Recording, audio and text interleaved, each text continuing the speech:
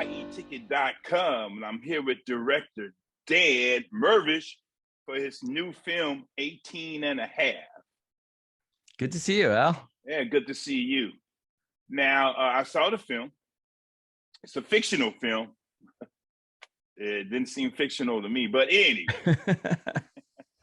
Why did you decide to talk about this tape at this time in life here? The idea got started right the day after the November 2016 presidential election. And and coincidentally, I was going out to the tip of Long Island to visit the guy who wrote the script for my last film, Bernard and Huey, and it was a guy named Jules Feiffer, who's a very famous political cartoonist in the 70s. And so inevitably, we started talking about how America survived Nixon and survived Watergate, survived impeachment and resignation, and you know, what could possibly go wrong in the next 4 years. And then that same night, I wound up staying with my friend Terry Keefe, who owns this place called the Silver Sands Motel, and which his grandparents had built in the 50s and 60s. And Terry had been running it the last few years, and it's kind of preserved in amber. It looks like 1974, and they do a lot of fashion shoots out there, but they'd never done a feature. And Terry says, well, you know, if you come up with an idea, you know, we're closed in the winter, everyone on the cast and crew can stay out here. And so we kind of had Watergate on the mind and Nixon on the mind, and it's an area that I had been wanting to kind of explore at some point for a long time. I used to work in Washington. I was a Senate speechwriter for a couple of years before going to film school. I'd kind of written tangentially about Watergate and a few other media, but so this was like the perfect location. I was like, oh my gosh, you know, you've got this great location that looks like the time period. And, you know, finding locations is the hardest thing to make any kind of period film. So I was like, well, now we got to make a movie. Oh, yeah. It did look like the hotel Silver Sands did look like the 70s. Yeah. It really did.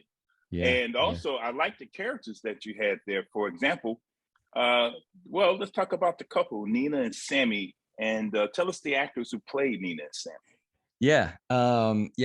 Catherine Curtin played Lena, and the great Bondi Curtis Hall played Samuel. And honestly, those two were cast only with about 36 hours notice before we started shooting. Just, we had some other people drop out. It was the very beginnings of the inklings of a pandemic. We were shooting in March of 2020, so we had to find New York local folks to work on it.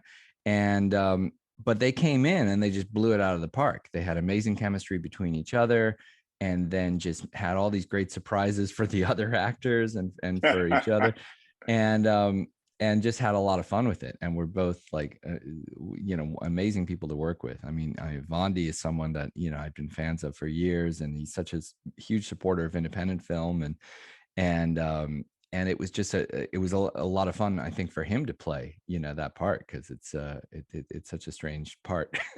Yeah. In fact, I met him also when he was in Dreamgirls way back in the 80s. Yeah. And he was always nice to me. I've met him over the years, you know, back and forth over the years, but, you know, we were friends, so I just met him. Yeah. And but this film, though, well, basically 18 and a Half is about the missing 18 and a Half tape that Nixon couldn't account for. No one couldn't account for, right?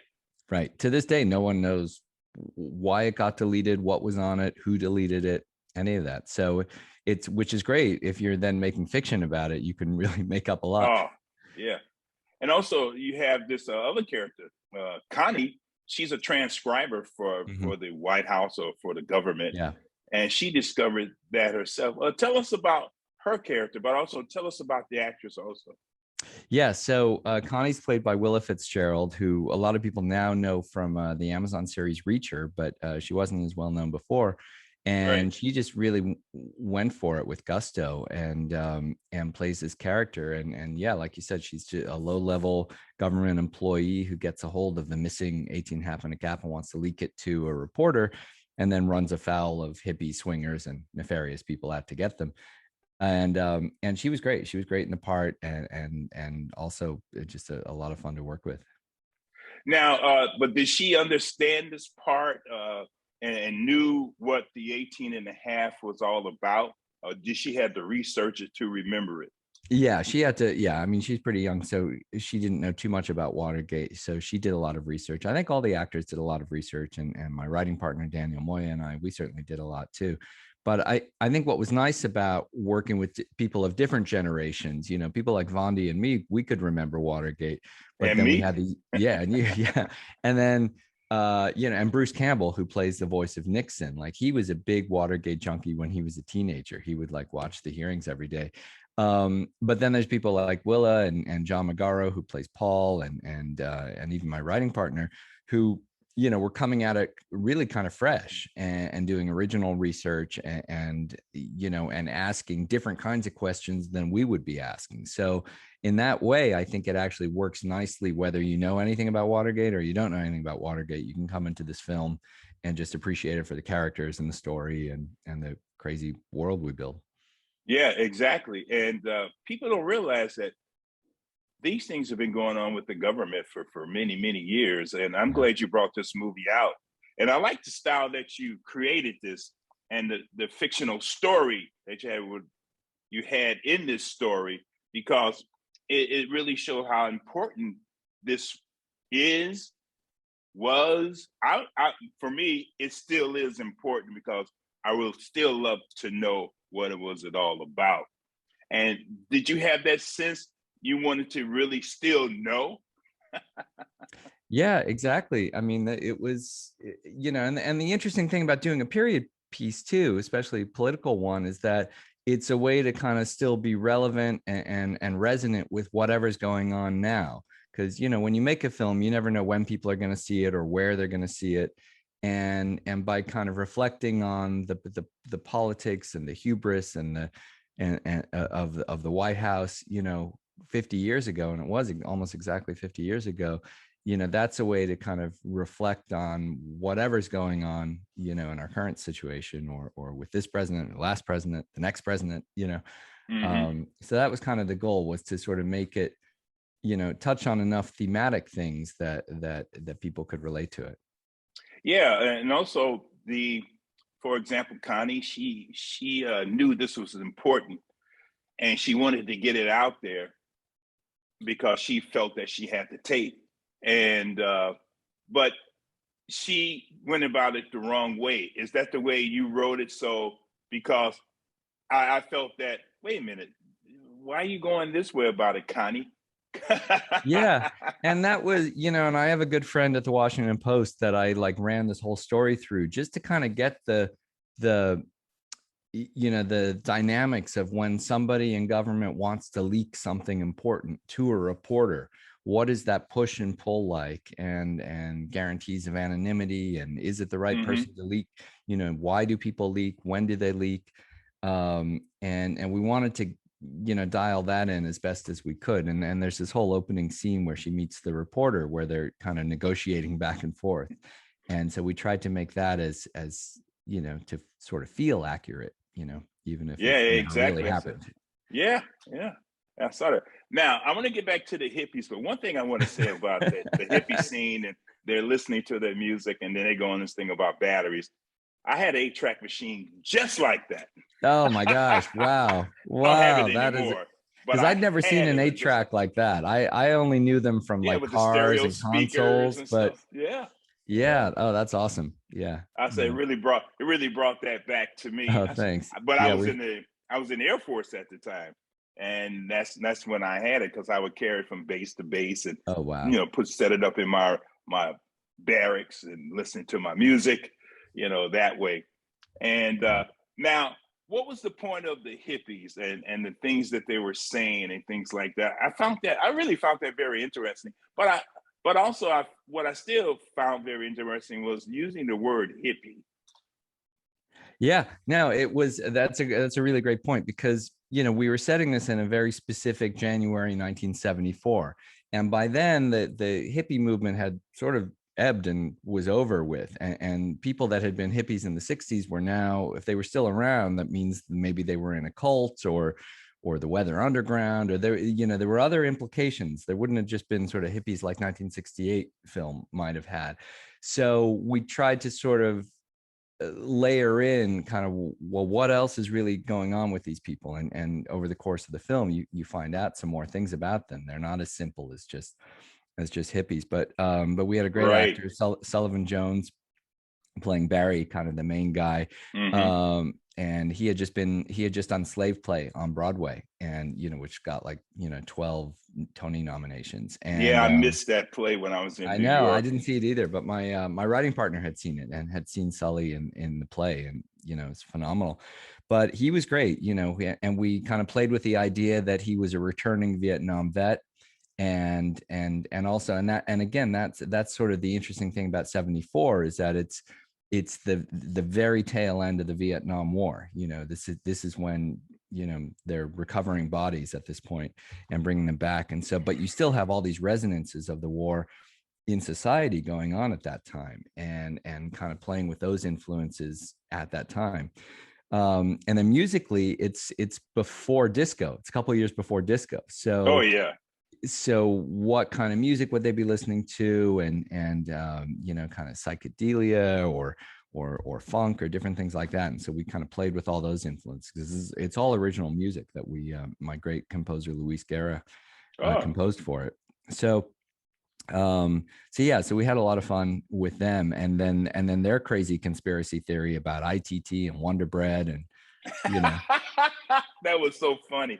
Yeah. And then, but after I saw the film, I did see an article about ITT and Wonder Bread. yeah, exactly. Yeah, no, it's funny. When we did the research, we've realized that ITT owned Continental Baking Company, which owned Wonder Bread in that era in the 70s, which I don't think at the time anybody actually had that conspiracy idea.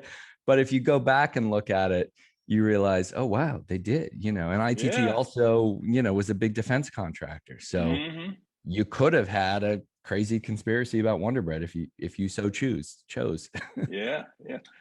Now let's talk about a little bit about you. You say you've been a speech writer, then you went to film school. What film school did you go to, and why did you decide to go to film school, and why did you decide to get into films? Yeah, well, as an undergrad, I went to school in St. Louis. I had taken they only had one film class. It was the Super 8 class. And then I did some summer classes at UCLA, which is, real film school. It smells like eucalyptus and opportunity out there. And, but then back in college, I couldn't take any more film classes. So I became a history and political science major. So I did a semester in Washington. Then when I graduated, I was like, well, I could go to film school, but let me try DC for a couple of years, and did work as a journalist for a little while, then as a speechwriter. And then I realized if you stay in DC too long, by the time you hit 30, somebody just gives you a 3-piece suit and a law degree. And I was, just by osmosis. And I was like, yeah, I don't know if I quite want that. So let me try that film dream. So applied to all the film schools, got rejected from almost all, but I got into USC, which, also in LA, which is not too shabby. That's where George Lucas went, I guess, and so I went out there, and then instead of doing a short for a thesis film, I was the first person to do a feature film as my thesis, and never really looked back. I just keep making movies it takes a while, but I make them. Oh, that's good. Now, with 18 and a half, do you have distribution, or are you going to stream it? Where's it going to go now? So we've got a great distributor called Adventure Entertainment, and they are doing just theatrical for at least the first 6 weeks or so. So this Friday, depending on when people see this, but May 27th, it's opening in theaters only. Just like Top Gun. I saw that last night. Yeah. In LA and New York and a couple other select cities. And then June 3rd, it's going to open in about 60 theaters across the country, coast to coast. So, and then in July, it'll come out on VOD and streaming and things like that. And then eventually Blu-ray in the fall and different ways like that. But for right now, see it in theaters while you can before monkeypox closes all the theaters or whatever the next pandemic is. Don't too soon? mention that. Yeah, too soon. In fact, we talked about that a little bit last night. We were in the movie theater last night. Yeah. So anyway, so enjoy movie theaters while we all still can, and support your local theater, and go see Top Gun, then see my film. and then see my film again. Yeah, just do that. And just one more question. Yeah. What do you want people to take away from the film? What do you want them to say about the film? For me, I said, wow, I forgot about that. And I said, that was really important, but now no one thinks about that. So what do you think people will say, or what you want them to take away from the film? Yeah, well, I think different people will take away different things from it, and also depending on what country they're in. But I think there's a line towards the end that Bruce Campbell as Nixon says. He's talking about himself, but it really applies to everybody else. And he basically says one person can make a difference. And I think that's the key thematic theme of the film, is that even though you may be a low level person in a position, in a place of power, you can make a difference, and whatever it is that difference is, and whatever it is you're doing. I think ultimately that's sort of the message, but there's so much more you can take from it or not take from it. Mm-hmm. Start eating Wonder Bread, whatever it takes, whatever you read into it. And again, I think that's the nice thing about doing a period film, is you can apply it and think about it and relate it to whatever's going on now. Yeah, exactly. And a little secret, Wonder Bread was a staple in my childhood life at the time. Man, yeah. We loved that Wonder Bread. Oh, we loved it. Put some mayo on there. One of my best sandwiches was mayo, bananas, and Wonder Bread. Oh my gosh. Oh, that sounds delicious. Yeah, well, like we say in the film, you can't spell Vietnam without vitamin. So well, Dan, I'm glad I got a chance to meet you and talk to you about your wonderful film, 18 and a half. I'm really glad. I'm glad of that. Well, thank you very much for talking to me, Al McGee here at YETicket.com. And much success to you in the future. And please let me know your next projects and things like that. And I'd love to talk to you about those too. Absolutely. Thanks, man. All right. Have a great day and a great life. All right. Terrific. You too.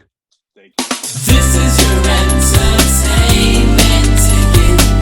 Latest and greatest movie reviews and interviews. This is your entertainment ticket.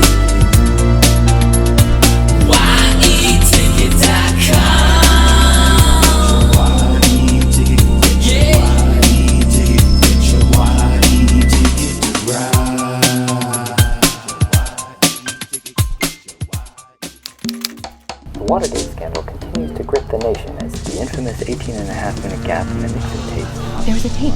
Yeah, this tape was never subpoenaed. Why? Nobody knows it exists. I think the best course of action is that I take the tape. I give you this tape, you splash it all over the cover of the Times, it gets traced back to me in a heartbeat. You win the Pulitzer and I get indicted. No. I think there's a motel nearby, the Silver Sands. We go there, we listen to it, we leave. Off season. Anything is possible, young lady. I don't know how, but they know we're here. Hey, who is they? Could be anyone. Could be the FBI, the CIA, KGB. Could be a Post reporter for all I know. We need to listen to the tape. You know what to do. Who is it, dear? Oh, it's a newlywed couple. We brought her plier from home, and it was broken. We were wondering if we could borrow yours. 18.5-minute gap. Maybe. No one is supposed to hear what is happening. What is happening? Nixon. Oh, no. Oh, my goodness. Let this Watergate thing get out of our grip, Bob. It's a drag. Like this, Al? I pushed the right 2 buttons, right? What is that the news? Are you listening to Nixon? Soak it up. It'll soon be over. Tomorrow, 30 years from now, I want to be remembered, Bob. You will, sir. You will.